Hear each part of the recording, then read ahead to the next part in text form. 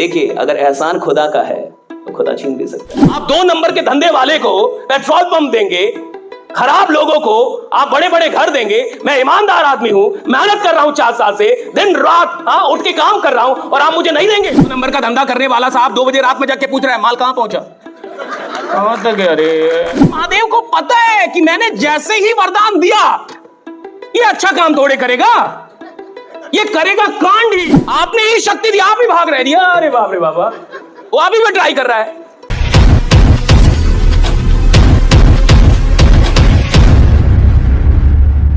अगर ईश्वर आपको कुछ देता है जिसके लायक आप नहीं हैं, तो आपको तुरंत अलर्ट हो जाना चाहिए कि मैं खुद को उसके लायक बना लूं। अगर मैं 20,000 के लायक हूं और ईश्वर की कृपा से मुझे 50,000 रुपए आ रहे हैं, तो मुझे यह समझना चाहिए कि मैं जल्दी से खुद को 50,000 के लायक बना लूं। क्यों? क्योंकि जिसके लायक आप नहीं हैं, वो चीज ब्रह्मांड एक दिन आपसे छीन लेता है। Right? If you don't deserve, but even though you have been given something, the universe will take it away from you. अगर कोई चीज जिसके लायक आप सच में नहीं है, लेकिन ईश्वरीय कृपा से आपको वो चीज मिल गई और फिर भी आपने खुद को लायक नहीं बनाया, तो याद रखिएगा, जिन चीजों के लायक आप नहीं होते, वो एक ना एक दिन आपसे छीन ली जाती है। राइट? चाहे वो अमीरी हो, प्रसिद्धि हो, कोई भी चीज हो, वो छीन ली जाएगी आपसे। हम क्यों सीखते हैं, हम क्यों सुनते हैं, हम क्यों किताबें पढ़ते हैं, हम क्यों ट्रेनिंग में आते हैं? ताकि खुद को लायक बनाते जाए। लीडर वो है जो अपने आप को ऐसे इंप्रूव करे कि उसे हमेशा ये लगे कि मुझे जितना मिल रहा है कम है। That's the only formula. Leader वो है जो अपने आप को ऐसे इंप्रूव करता चले, अपनी मेहनत को ऐसे बढ़ाए, अपनी दीवानगी को ऐसे बढ़ाए, अपने पागलपन को ऐसे बढ़ाए, अपनी ऊर्जा को ऐसे बढ़ाए, अपने उत्साह को ऐसे बढ़ाते रहे कि उसको हमेशा ये महसूस हो कि जितना मिल रहा है मैं इससे बढ़ा दूं। देखिए, अगर एहसान खुदा का है तो खुदा छीन भी सकता है। अगर तुम खुदा के एहसान तले आगे बढ़ लो कि यार ये तो खुदा, नहीं, मैं तो कहता हूं खुदा से लड़ने के लायक बनो। मेरा फिलॉसफी, लड़ो ना, लड़ो खुदा से, फाइट विद गॉड। भगवान से आपको फाइट करने आना चाहिए। वो मेहनत ही क्या जिसमें ईश्वर से लड़ नहीं पाए तुम, वो दीवानगी ही क्या जिसमें ईश्वर से लड़ नहीं पाए। और आदमी को उस दिन जरूर मिलना शुरू होता है सारी चीजें जिस दिन उसको लगता है कि मैं खुदा से लड़ने के लायक हूं। बिल्कुल लड़ाई होती है ईश्वर से कि मुझे आप क्यों नहीं दे रहे, मुझ में क्या कमी है, मैंने कहां कमी कर रखी है, मैं मेहनत कर रहा हूं। आप 2 नंबर के धंधे वाले को पेट्रोल पंप देंगे, खराब लोगों को आप बड़े बड़े घर देंगे। मैं ईमानदार आदमी हूं, मेहनत कर रहा हूं 4 साल से, दिन रात उठ के काम कर रहा हूं, और आप मुझे नहीं देंगे, तो खुदा है ही नहीं। राइट? आपको लड़ना आना चाहिए, है फाइट। मतलब 2 नंबर और 3 नंबर के धंधा वाला वो आदमी अमीर बनेगा, करोड़पति बनेगा। भैया हम इधर आयुर्वेद बांट रहे हैं, हम इधर बढ़िया चीजें बता रहे हैं, हम यहाँ लोगों के भले के लिए काम कर रहे हैं, और मैं दिन रात मेहनत कर रहा हूं और मैं अमीर नहीं बनूंगा, खुदा है ही नहीं। फिर बात ही हट जाए। फिर क्या अच्छा होना, क्या बुरा होना, फिर किसका डर?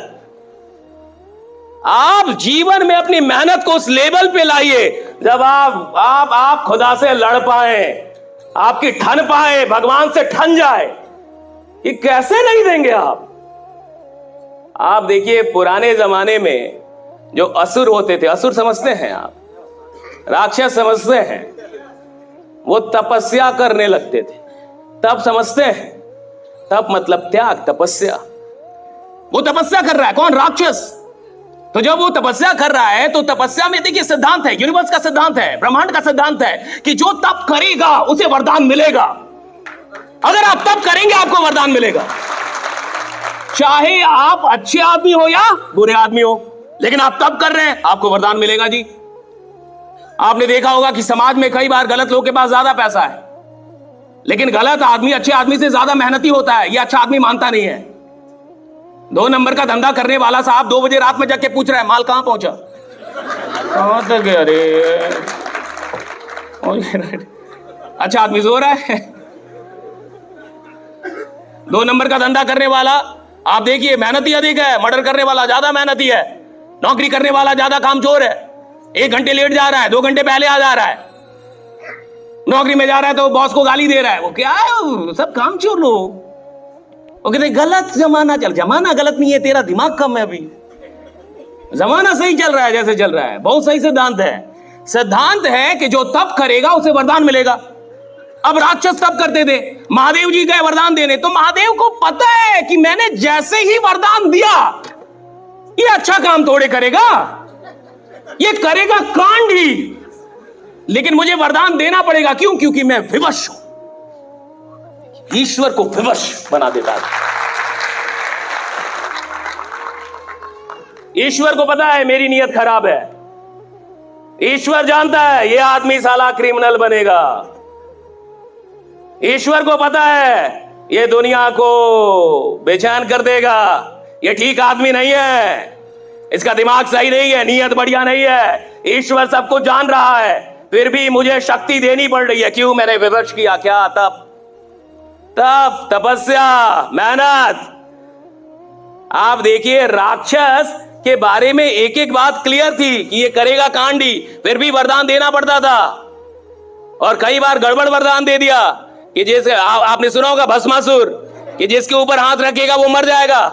तो कहा कि ठीक है, शिव ने वरदान दे दिया, वो शिव पे ही ट्राई करने लगा कि महादेव पे ही थोड़ा ट्राई कर। महादेव भागने लगे, महादेव भाग रहे हैं भाई। अब इमेजिन कीजिए महादेव भाग रहे हैं, आपने ही शक्ति दी, आप ही भाग रहे हैं। अरे बाप रे बाबा, वो अभी भी ट्राई कर रहा है कि एक बार महादेव पे ही ट्राई कर लूं कि सही से ये धंधा चलेगा कि नहीं मेरा आगे। हाँ, ज्वाइनिंग आ रहा है कि नहीं। हाँ, एक प्लान महादेव को दिखा देता हूं। हाँ, महादेव को प्लान दिखा रहा है, महादेव भाग रहे हैं भाई। ये तो बड़ा नाटक कर दिया इस आदमी ने। तो क्या महादेव को पता नहीं था कि? उनको पता था भाई, विवश थे। बस यही अच्छे लोगों को समझना है कि जब ये ब्रह्मांड राक्षसों को, दैत्यों को अथाह शक्ति दे सकता है, तो जो अच्छा आदमी है उसे अथाह शक्ति और अथाह संपत्ति क्यों नहीं मिल सकता? राइट? आप मेहनत तो कीजिए। अच्छा आदमी मेहनत नहीं कर पाता, दिक्कत यहां पे है। अच्छे आदमी से मेहनत नहीं होती। गरीब आदमी के साथ दिक्कत यह है कि वो उतना काम कर लेगा जितने में जीवन चल जाए साहब, उतनी मेहनत करेगा जितने में जीवन चले।